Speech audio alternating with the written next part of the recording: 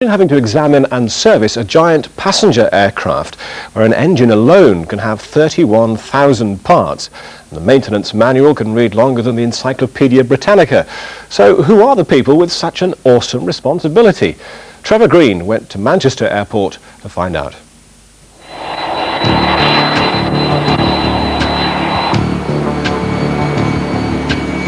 They have to fly in all weathers, enduring temperatures lower than -50 degrees centigrade, through to the burning heat of the desert. They need to withstand lightning strikes and are expected by those using them to prove 100% reliable.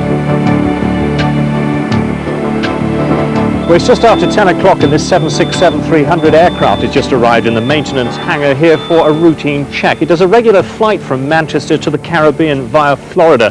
It's probably done about 14,000 flying hours from new. Now, Chris Banfield is the engineer in charge. He's the man who holds all the cards, don't you? Why all these cards, Chris? On this particular input, we have about 460 separate jobs that require doing on the aircraft. So what kind of problems will you be looking for, Chris? Any signs of damage on the aircraft, any just natural wear and tear. There are a range of different types of check procedures that can be carried out on an aircraft, varying from tonight's 1,000 hours of flying inspection through to a major strip down of all the essential parts. Anything that's burnt, ripped, burst or noisy needs to be replaced or repaired. Dave, what are you looking for here? What we basically look for is damage to the leading edge, stone chips or any intake damage from the runways during takeoff and cruise. If it's flying in a desert environment, it will intake a lot of sand, so the blades get a lot of damage pitting off the sand. Heavy rain, snow, generally it goes through the whole spectrum of weather conditions.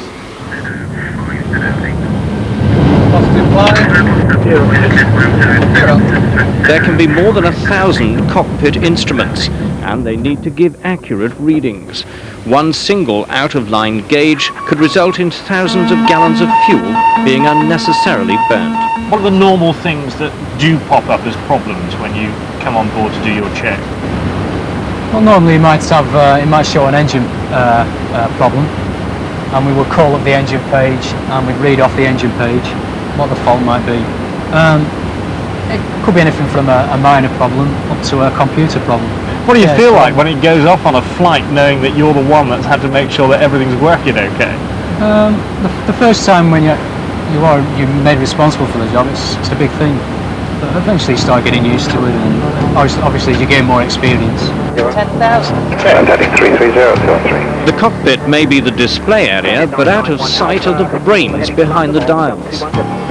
You probably think that the only thing below you is your luggage, but that's not necessarily the case, is it, Jamie?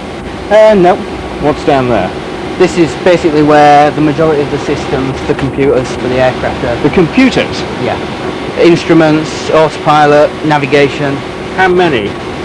Roughly between 60, 70. Basically everything the pilot needs to know is processed through these computers. The undercarriage and tyres on an aircraft are placed under enormous strain during landing. Special tests are conducted at the design stage to ensure that in the unlikely event of a tyre catching fire, the blaze will not spread and the aircraft will remain controllable. The braking system also prevents a skid from developing.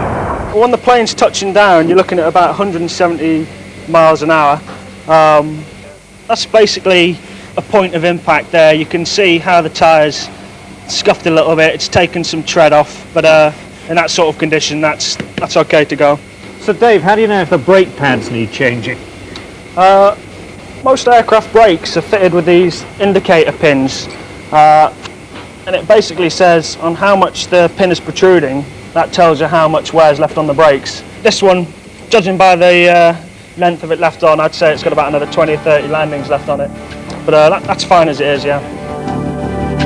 It will take 48 hours to complete the extensive checks on this 767, which will soon be on its way to the Caribbean again. Now, where did I leave those beach shoes?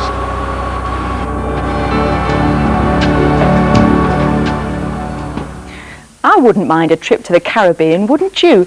Aren't you feeling tired, under pressure at work?